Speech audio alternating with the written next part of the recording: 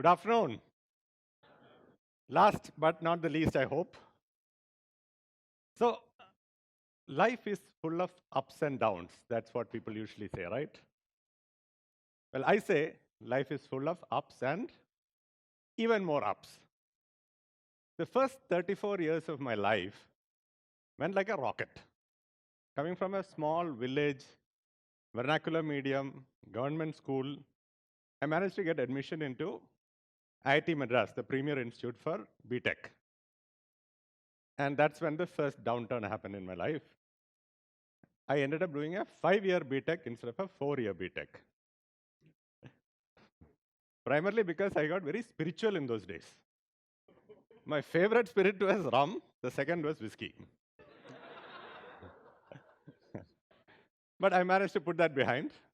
Later on when I look back at it, I realized that actually that downturn was not a downturn, it was an upturn. Because the intense pressure I went through at that time, you can imagine, made me a very strong person. And then anyway I got into XLRI for my MBA. And that is another premier institute. My career took off like a rocket. So within about 10 years of starting my work, at the age of 34, I became the youngest chief operating officer in the telecom industry in the country. And I thought I had arrived in life. My ambition was to become the CEO of a global Fortune 500 company by the time I was 45. It seemed very much possible. But at 34, the rocket crashed. I was stricken down by an incurable autoimmune disorder, which crippled me and gradually, over a period of time, made my hands and legs very, very difficult to use. My fingers had lost all their flexibility, so I couldn't pick up a pen or a spoon or a fork in my hand. My hands were so weak, I couldn't pick up a glass of water to my lips. I couldn't even pick up a mug of beer. So that was really difficult. And my legs were so weak that I could barely stand up, let alone walk without support. But keep tripping and falling and fracturing some part of my body or the other. Life was really tough. And I was on steroids. It made me put on 18 kilos weight. And that's what I used to look like in those days. And just when I thought things couldn't get any worse, I also got sacked from my job. That time, my annual medical bills were about 2 million rupees. And I couldn't even get up and walk into an interview to get another job. But the best part about me was I never gave up. I never accept defeat. I always look for a solution instead of wallowing in the problem. And I did find a solution in the form of a clinical trial in the US, where a doctor was treating patients for all kinds of autoimmune disorders. And I was the 19th patient who went through the treatment. It rebooted my body, and I came back home, and with about 4 to 5 hours of intense physical exercise every day, I managed to build back about 90% of my muscles. But that's not the best thing that happened. While going through this treatment in the US, lying in the hospital bed, I started writing my first book. I couldn't write. I couldn't type also at that point in time. So I had to use a voice-to-text software. The book was a wacky, crazy science fiction for children. I'll tell you how wacky it is. For example, there is a planet called Holy Butt in that book. And there is a species which inhabits a planet called ceribums. You can imagine where the brains of the ceribums are. It is not on the heads, but slightly southwards, So the book became a big hit among kids, obviously, with all these kind of characters. And they started inviting me to the schools to give talks about the book. I converted those to science workshops for children using these wacky characters from my book. And then I wrote my second book. It was a humorous and sort of inspiring story of my own life, my own struggles. And it became a bestseller from day one. And then I was invited to a company to deliver a talk, a keynote address to the employees. And that talk was voted the best event of the evening. And suddenly I had a completely new aim in life, which was to touch people's lives positively. Thus, I managed to convert the biggest downfall in my life or downturn in my life into a stepping stone for success. And over the last several years, I've had many more of these downturns. Maybe I should call them upturns, because I managed to convert each of them into some success or the other. I've had about 3 or 4 relapses. I'm going through a relapse right now. Very difficult for me to stand here and talk to you, which is why the plan B, the chair. I also keep fracturing various parts of my body. I had 2 surgeries. I've had about 10 fractures, including a possible toe fracture right now as I stand here and talk. But the best part was, through all this, I've been the happiest person I've ever met in my life. So I keep asking myself, what is it about me that made me the happiest person I met, the most positive individual I met? What made me convert every downturn in my life into a stepping stone for success? Over the last few years, I've really sort of gone ahead and done some deep research into this neurology, etc., etc. I've also analyzed myself, and I've got the answer, which I will share with you. I'll also share with you a few tips, the ingredients which make you resilient. I call these ingredients the bounce factor. Yeah? The bouncer, yeah. The B in bounce stands for belief. Stands for belief in oneself. It's a very, very essential part of resilience. It is a belief in oneself which gives you the courage to step out of your comfort zone when things are not going right, when you're up against a wall, and to try something new, something you've never done before. And for me, it was this belief in myself which helped me reinvent my life at the age of 44 from something I've always done to something completely new and succeed in that line. So that I was able to actually take those risks. So the first ingredient to resilience is belief in oneself. The second ingredient is what I call ownership. Ownership in your own destiny. The belief that the buck stops with you. The belief that you are the person who can actually do something about your life and nobody else should or nobody else can. Ownership is about having a goal, breaking it down to daily targets, and relentlessly going after those goals. So when I came back from the US, I was still extremely weak. Most of my muscles had faded away, wasted away, and I wanted to get fit. So I drew up an Excel sheet with 27 exercises, and for each of those exercises, for each day for the next 180 days, I put a target. And each day after that, every day for the next 180 days, I beat every one of those targets. Going after the goal with a single-minded focus helped me not focus on the problem. It helped me not wallow in self-pity. So ownership is about having a goal, breaking it down into daily targets, and going after it relentlessly. The other advantage of ownership is when you're meeting your daily targets, it also puts a lot of happiness in your mind. So ownership also makes you happy. The third ingredient, yeah, is network of support. A very important part of resilience is to be connected emotionally to a large number of people. The larger your network, who you are emotionally connected to, the happier you will be. And for me, I was always a very happy person, a very friendly person from day one.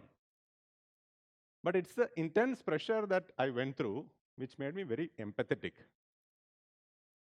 So I started going out of my way to help people in distress, with any kind of difficulty. So over the last 6 or 7 years, I've helped at least 200 to 300 people who had various kinds of disorders. I also help people, find jobs, use my connections extensively. The more people I help, not only do I feel happier, but the more support I get.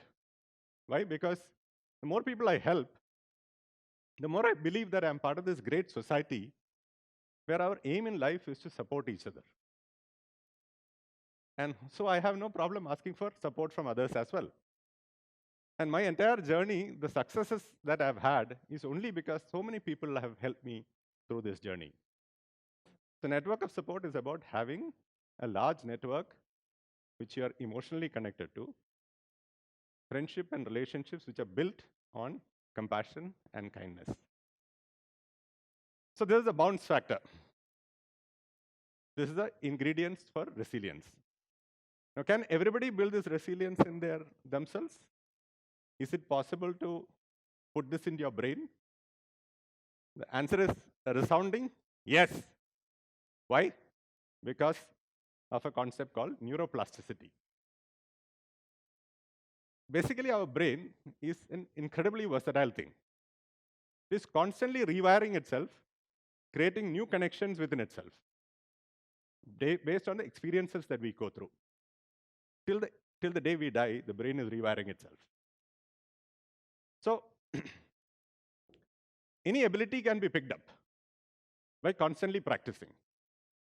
The more you practice, the more the brain gets hardwired. Just like when you exercise physically, your muscles grow. So resilience can be hardwired into the brain. All you need to do is practice things on a daily basis without fail. So now let me take you through the daily recipe of how to build resilience in your brain. Yeah. The first act you do is do something you have never done before. And then sit back and think, I'm so awesome because I've done something new. And the more you do this, the more self-belief you get. And I keep doing this all the time. In fact, what you have to do to make this happen is try to start with small things. Maybe sit at a new chair at the dining table, or give up a drink, or try a new drink, a coffee or a tea. Or, shave before you have a bath. Something different, Start with small things, and then slowly work your way towards more and more difficult things. But keep trying new things every day. So it can be learning a new language, or picking up a work in the office which you've never done before. And you will find that over a period of time, it becomes easier and easier for you to do more and more difficult things. Yeah, and I keep telling myself, by the way, that I am awesome all the time. So it's really helped. The second thing to do on a daily basis is, for ownership, have a purpose in life. Have a goal. It can be a lifetime goal. It can be a goal for the next 1 year, next 1 month, but have a goal which drives you towards your purpose. Break it down to what can be done today by me to try and reach that goal. Put those targets down, write it down, track that, and ensure that you achieve those on a daily basis. The more you do that, the more ownership comes into your brain. The third thing to do on a daily basis is very simple for network of support. Help at least one person every day.